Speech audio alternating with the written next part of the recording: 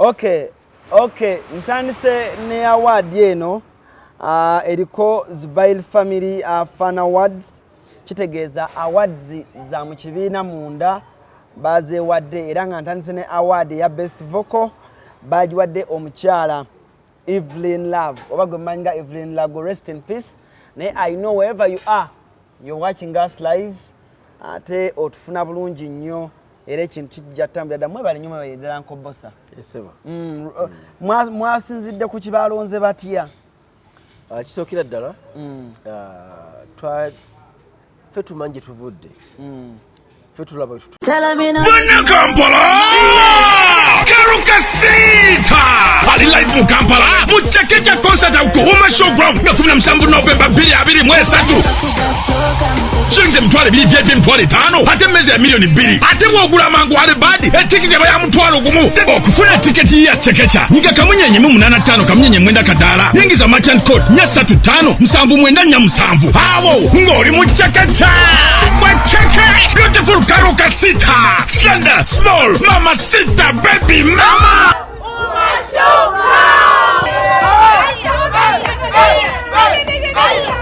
Uma showground 17 November twagala bi brand baby ebyakola sente biwaza kimuchoka abasajja twabava kwadda bakulabye baagala buli kiseera bafuna banyazala abambaine banyazala mwenda Karukasita live in concert Chekecha concert Uma showground 17 November hakutosibwako Victoria University. Okay, ntandise ne award eno eriko Zubairi Family Fan Awards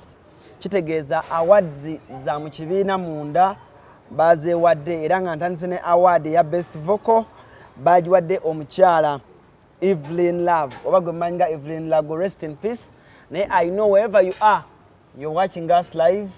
ate otufuna bulungi nnyo era ekintu kijja tambula ddala mwebale nnyo mwebale ddala nkobosa eseba mwasinzidde ku kibalonze batya kisookera ddala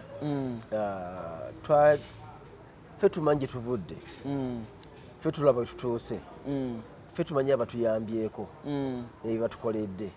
kati mu kubasiima tulina okukola ebintu ebyenjawulo kati Evelyn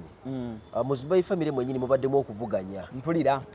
nga mu kuvuganya okwo mulimu abayimbi kuba tulinamu abayimbi kati Evelyn agenda okufa ng'olida awadi zigenda mu maaso era y'omu ku baali baziteekamu amaanyi mu kuzipromotinga okupostinga Evelyn oyo mukama n'atuvaamu n'atufaako nga tetatuuse ku lunaku luli naye nga ali omu ku baali bavuganya kuba tulina abayimbi abasookera ddala mu 8 okugeza tulinamu Evelyn Lagu omugenzi tulinamu Shira Sekyanzi tulina n'abasomba kati tulinamu Becky Brisoni tulinamu Florence Jenny Francis Nassali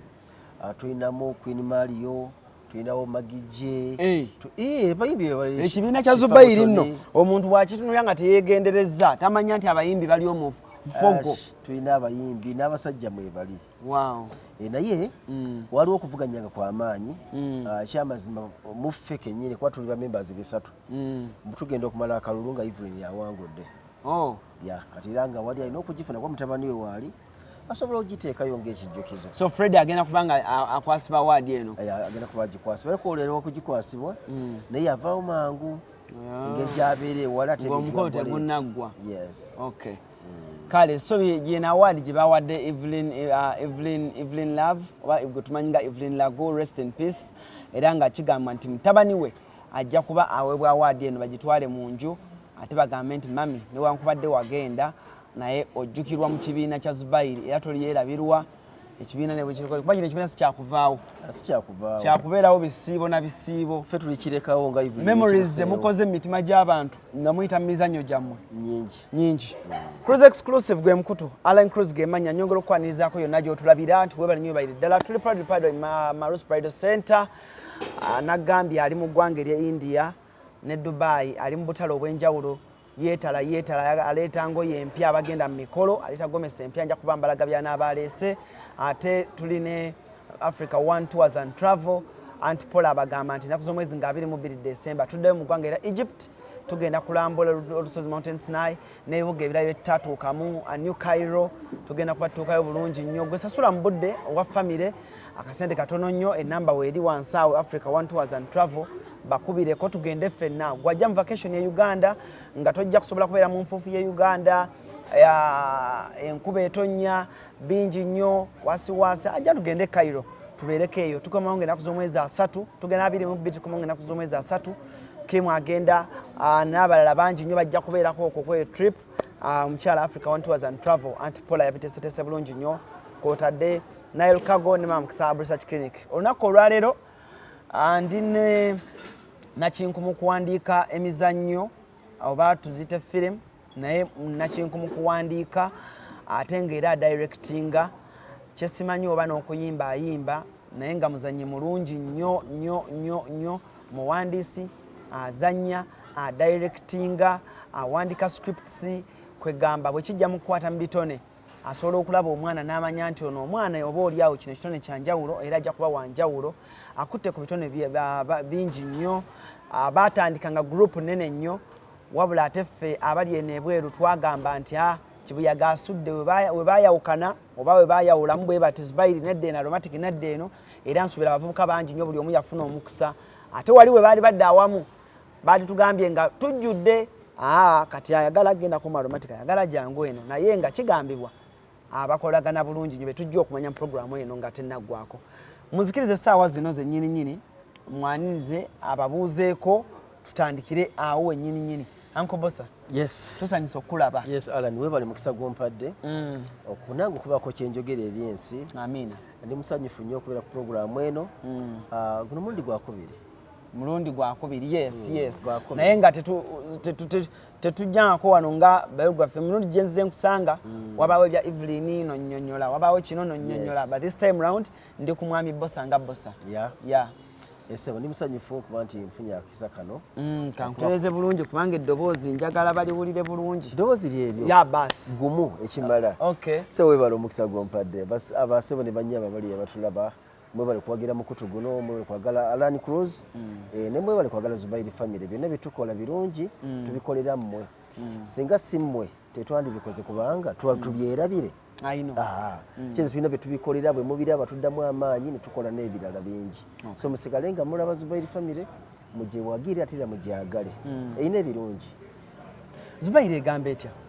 Zubairi nnungi nnyo mukama atusaasidde twawezza emyaka 12 nga ekyo kinene ssebo nnyo olwaliwo booli abo bakutulako emyaka 12 tomanyi gye wali nawe weegana ogamba kitegeeza mwatandika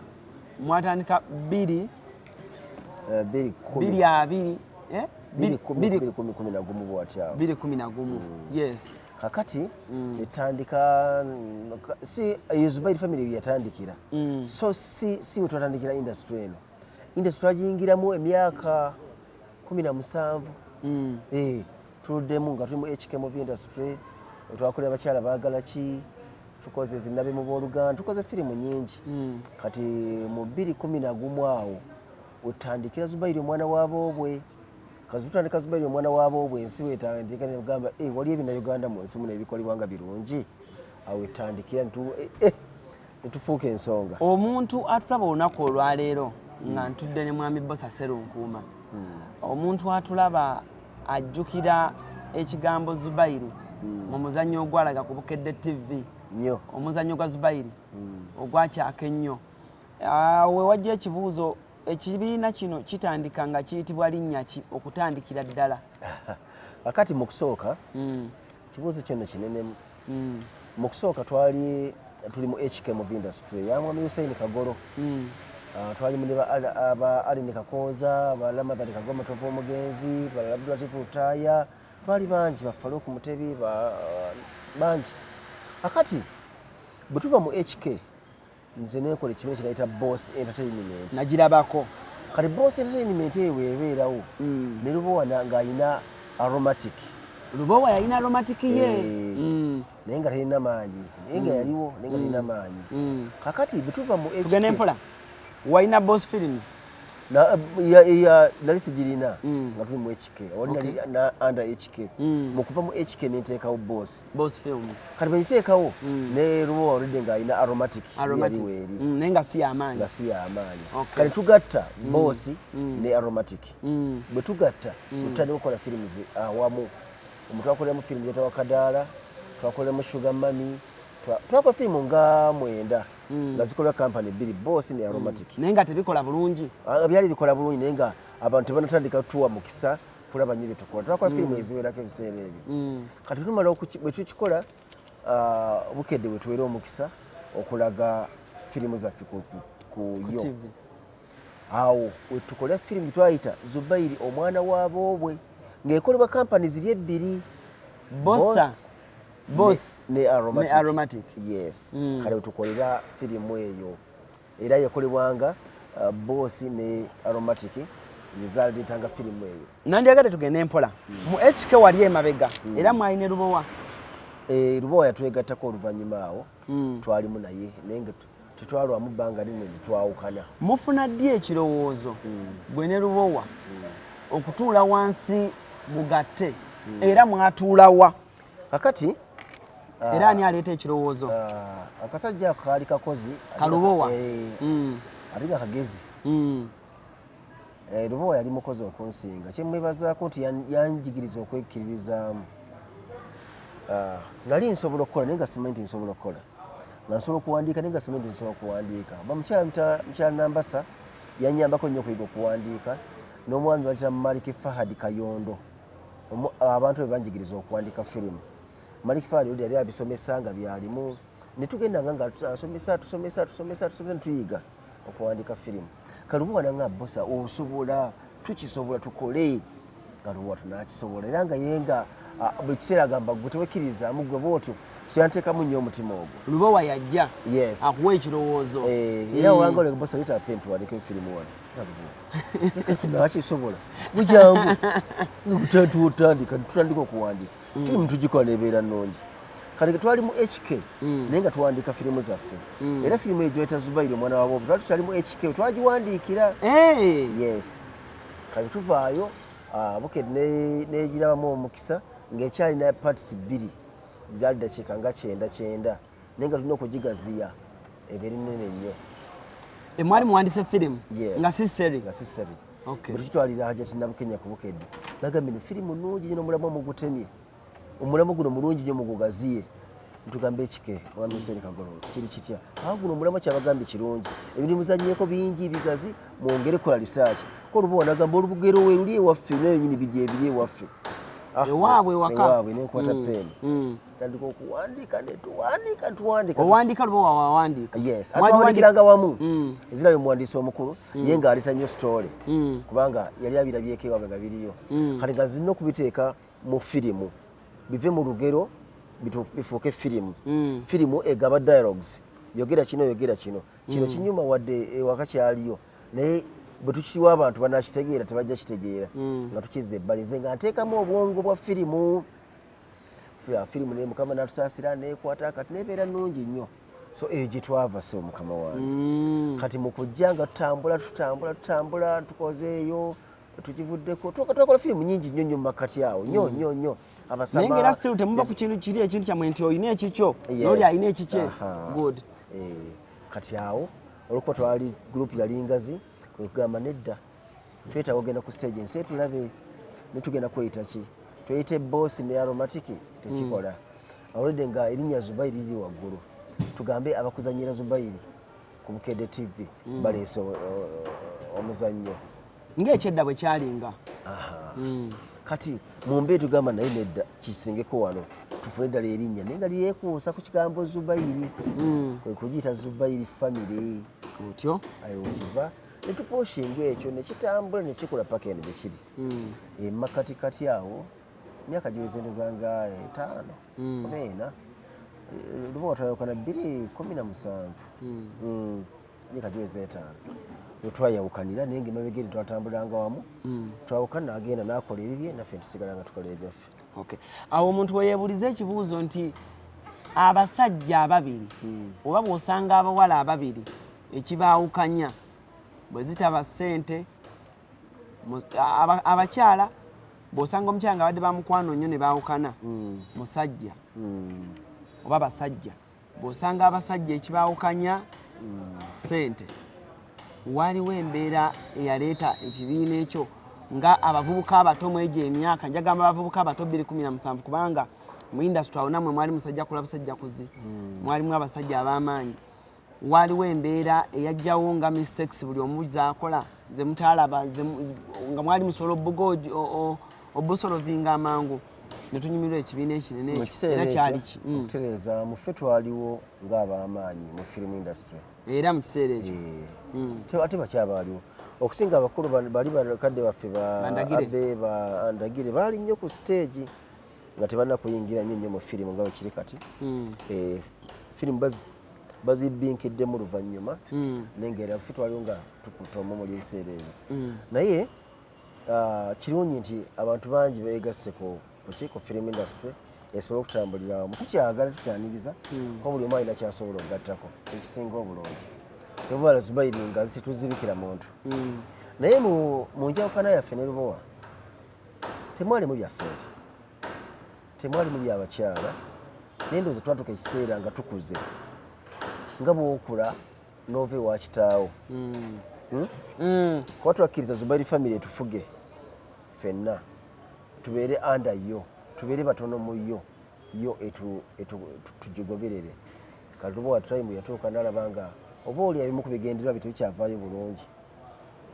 n'atema naye nga tewaaliwo kuyomba tewaaliwo mbeera mbi yonna nti oba tulwanaganye oba andyazamanyiza oba mulyazamanyiza oba nzibye oba bakyala tebyaliwo kyali kiseera nga kituuse ng'omwana bwatuuka ekiseera nga alina okuva mu lubuto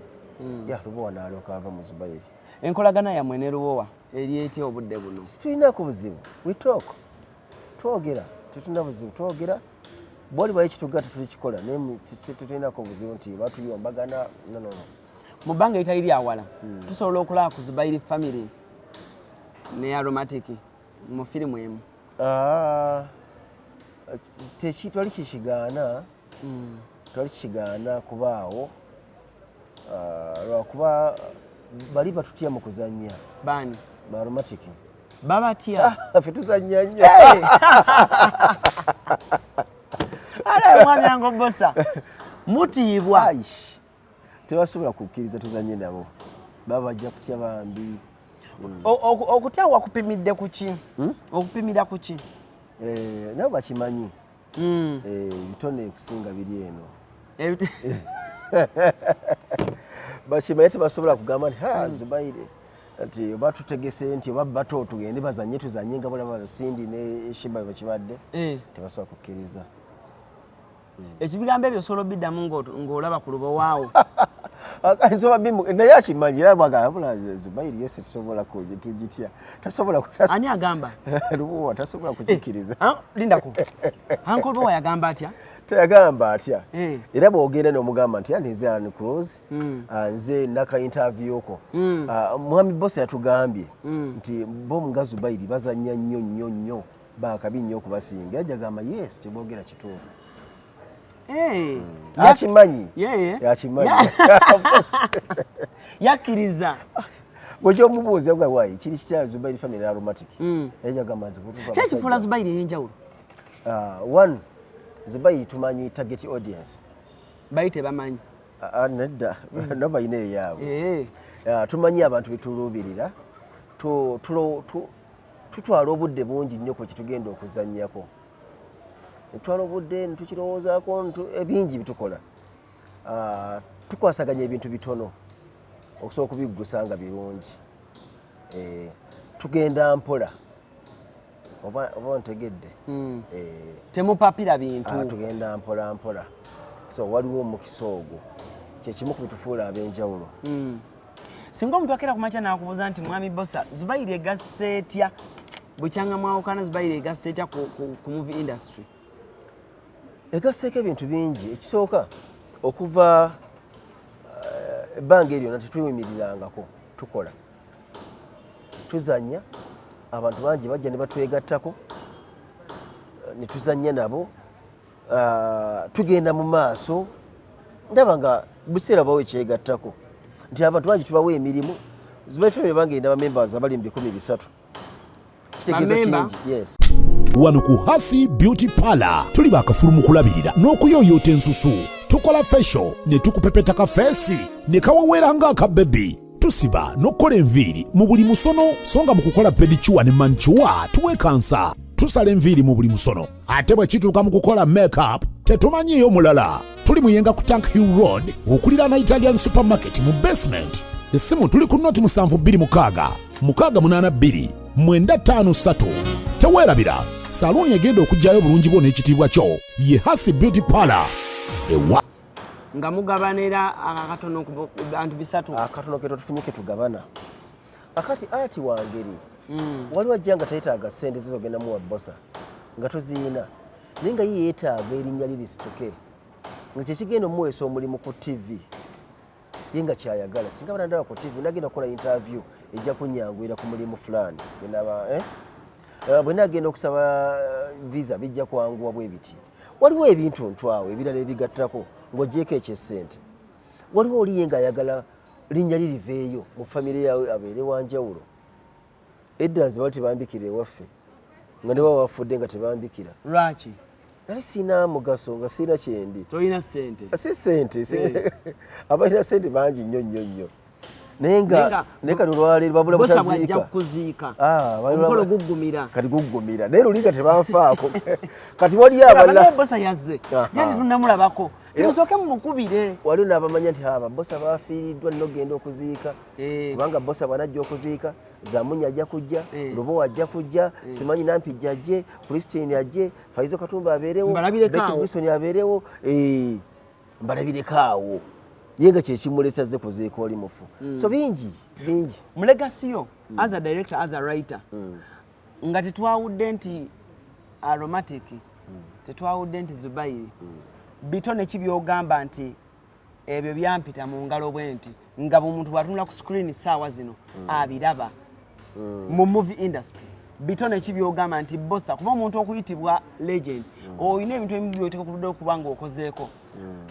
as a writer an actor ali senior mu industry eno bito neki ku screen z'abantu bye balaba ng'ogamba nti nze bossa oyo omwana nakwatako nateekako ettaffaali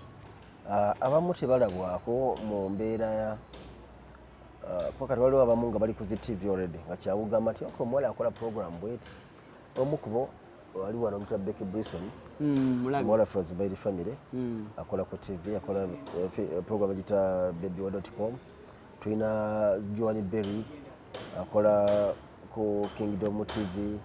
akola ne ku radio yani ya Balamba gitani Radio 4 naye muwala wange avudde mu ngalo zange ani tulina wali omuwala akola ku Bukedde bamuyita Zoe naye waffe avudde mu ffe bangi ajja kwesanga nga ne banampijja twatandikira nabo kuba abaana bajja bato banampijja baali bato nnyo baana batanzi baali baana bato twatandika okukola nabo kalungi ngolaba buwala buto ddala ne bujja nga bukula mu ngalo zaffe nga tububuulira ebyo tusobola tokola bwoki wano weyise bwoti abo abaana okujja bonna mwali mukyalina lubowa ate nabatanzi ate yatandikira namu HK atuleeta tuke tufuuke Zubairi ate ye gye yava gye yatandikira ate nga bwana buto buzze bukula mpola kati nampijja ate ko kaali kato nnyo oba so ngezakolaga nampijja lwa mubiri naye kito nampijja muto naye okuba nti munnange oluusi afunyemu kawogo asobola okulya empuuta asobola okunywa ku mata era okwesanga afunye emirembe akasaala eri Ssaabasajja akasaala kajja talina pressure yonna tena kyeraliikire mu bino bikola ki naye nga we mwana muto ekyamazima muto era yampulirizanga nnyo ebigambo byenamugambanga wakaali katonga kalungi nnyo nampijja teweyisa bubi nabatanzi mubeera baana balungi ensi yonna ebataddeko amaaso naye mubeere begenda nabyo yagambanga era abasobola okubiwako obujulizi naye nga bavudde eno muffe abalamu tetusobola balabako nti balina emirimu gye bakola nti gigino abalina radios endala ze bakolako bangi abamu baavaamu okuzanya lagu agenda okujja mu Zubairi yali ayimba naye nga bikyaganye bw'ajja muffe kwe kuba n'oluyimba ogumanga lwamuleeta era twali tuli naye ne tumupromotinga ne tugattako eddoboozi lyaffe bingi Faizo Katumba yimukulu munnange naye naye abeera kwakola ku radios akola mu mikolo za Munyi Muhamudu musajja mulamu w'amaanyi bingi sebe tukoze omuntu alaba oba omuzadde omwana we leero bw'amugamba nti maama njagala zanya firimu akirabanga omukisa mu mulembe guno gye tujja tugenda bwe mwatandikira nga abazadde oba oli awo abamu bakirabanga omwana ayonoonese bwe wali oyingira firimu gwe wammwe kyawulirika kitya ewaka kibuuzo ekyo kirungi kubanga Bobi oyo n'ekigambo kyatera okukozesa nti omuwanguzi yalemerako ate okikozesa mu bigambo eri mu nnyimba ze abalemerako be babamalako kigambo ekyanzaamu amaanyi bwe kiti bwe twatandikira ebintu bya firimu tebyaliwo kati abantu tebatutegeera tebyaliwo abantu tebatutegeera firimu zatandikira ku mmwe zatandikira ku ffe nitukola bakyala baagala ki bakyala baagala kyakikola bbiri gumu wali wazaaliddwa nali nazaaliddwa wazaalibwa essebo oluddewooko essebo kakati tukola bakyala baagala ki mu bbiri gumu okumanyi byali bizibu nti twagendanga okulihasi kuba omusajja eyatutraininga yava Tanzania bamuyita Mustafa Sekweyama yagenda na Tanzania n'abisoma Sekweyama mu Tanzania muganda nekiŋŋamba yagenda Tanzania n'abisoma kuba yo industry ya Tanzania yali musajja mu Tanzania yagenda Tanzania gyabisomera kanajja okutraininga tukole firimu mu kutraininga awo ng'okuwulira nti bosi ali mu kuzanya firimu abantu bankyawa Alani olimba nefamire nenvaako agakalula muggulu katwawo musoke zone famire yakuta yankyawa ku muzikiti gye nsaalira ne banzijako salaamu nayonooneka olimba naawe omukyala maama abaana kati ate lwalinga 26 awo 27 kubanga jjukira nti olugendo bwe olutandise twandika 2 naye nga bitambula naye kati tebinnaba kubaako nebiguka bita ssente n'omukyala nankyawa gwe walina akaseera kiguli omumanyi akamane kakibata kiguli asikalabako naye okwogerako nnyo kaanako kazanyi nnyo kamaanyi ojja kakyazaako abantu mutabani wo ddala kati yali maama waako nankyawa ng'olagamba ki soso kwena muntu akola bintu ebyo bya kisiru yali mukyala musiraamu nnyo nange nali musiraamu ate nali nkyuse n'agamba tosobola kwena muntu bw'atyo era n'asibiramu ebyanguwa n'agenda ngeza kulaga kitwayitamu omanyi kinza alina oluyimba ennaku zino olutrendi nga baluyita pretty yalukoze ne Febusi mu luyimba olwo agamba waliwo akawala akamugamba byobala nga tebikutuka kati naawe bagamba byobala tebikutuka kati nga byozanya tebikutuka tebabiraba emirimu gifudde sente tebaziraba mbeera mu bawala olikuwa ne balanga tubeera mu bawala mwe tusiiba tuli mu tutraininga kati kuzaako emabega twali traininga ebintu bya firimu kubanga bibanga byamagye fe okuvaayo tufuuke ensonga twayita mu kaseera kangi ng'olina okutraininga onagamba twetaaga amaziga in 1 minute ekyo si bangi abakirina naye ne mubanga oba tokirina mu training okifuna twagala otulaga ennaku omuntu yandibadde atya kati ebintu twabula tubikolera tugenda mu lubiri ebiseera mu lubiri wali ensiko y'amaanyi nnyo nnyo amagye ne gatusalako twali abandooza nga 30 naye nga tugenda ku makya ne tuvaayo akawungeeza amagye ne gatusala bamanyi bayeekera kati tugenda okujja nga bo baasuze nayo bamanyi bazze kukwata abayeekera bagenda okola tujja omu omutandika ddemu awe kikiddemu yogera nnyo oyogedde mpola ddoboozi lite baavaayo mpolampola kufitula abasirikale bajja tuvebuzi yani tubabuuzaako awo ne bamanyi tulina musango ne bagenda kikyengezaako kulaga kyekiri nti mwabitandikira mbeera yali etya abantu baatukyawo ebintu byali bizibu seeka hajjati ewaka Mama tata nali sina mama ekyo kyanyamba nali sina mama tebanizikiriza mama teyandikukiriza yali mukambwe nnyo tebanizikiriza tata naye yali yafa baali baafa kyekyankola obulungi nga wakola byokufulwa abazadde ku myaka emito nedda Katonda banensonga kwena mamawo kyova olina ekyejo kirina bwe balivaawo ojja kuvaako ekyejo atidde sikati mukama abakuumi Allah agira akwata mukaawo naye oba oli awo sandibadde kino kyendisinga babaddewo tebayagalako tukole bino bintu ebiti nga ne bweyaba music ku bakulu baffe nti omukulu waffe yagenze mu ndongo ng'ajja kulya emiggo n'ejaba eddiini yali nnyingi nnyo ewaka si ddiini tiddiini naye edda ebintu ebyo music likyalinga ekyonoonefu era oga nti mwana ayimba aya kyabanga kibi nnyo wetwakulyawo nga kibi n'okussako obusaka radio owulire music nga kibi so bintu bigenze bikyuka bukyusi nebifuuka omulimu mama w'abaana teyadda bwakulaba ku TV agamba ki simanyi kuba simanyi byajabeera naye nga simanyi muludde okweraba tetukyeraba naye nga gyali mmanyi tigyali naye nga kyoteeka okumanya nti twatandikira industry eno ebintu byali bikaluba nnyo sinze nzekka ne bannanga abalala bakibayitamu tekyali kyangu nga kuba twatandika ekintu ekipya tetumanyi wakutunda bitukola naye nekinebaza Katonda wange oyo ali waggulu nti yawulira okusaba kwange namugamba nti Katonda wange obanga wampa ekitone nkikozese nzikiriza nkiguse abantu bano mbaswaze kyenamusaba naye Katonda nanyamba nabira saidi yange era okusaba kwange nakukkiriza nekuyitamu abantu nabaswaza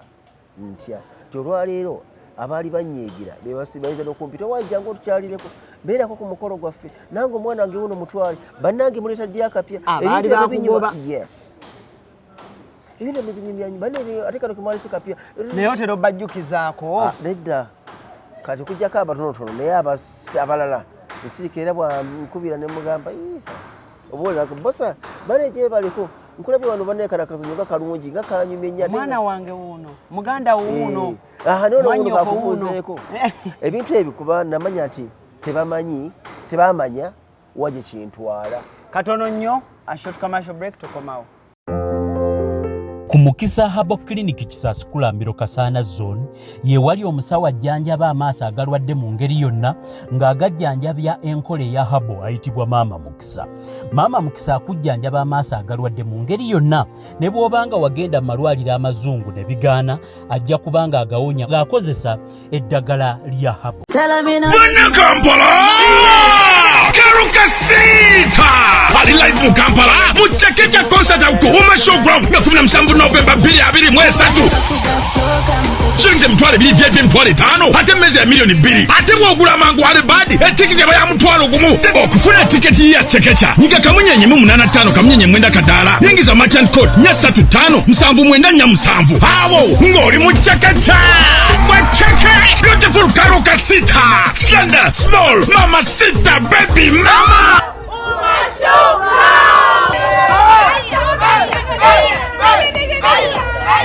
Showground 17 November twagala biplandi baby ebyakola sente biwoza kibuchoka abasajja twabavaako dda bakulabye baagala buli kiseera bafuna banyazala abamu balina banyazala mwenda Karukasita live in concert Chakecha concert Huma Showground 17 November hakutosibwako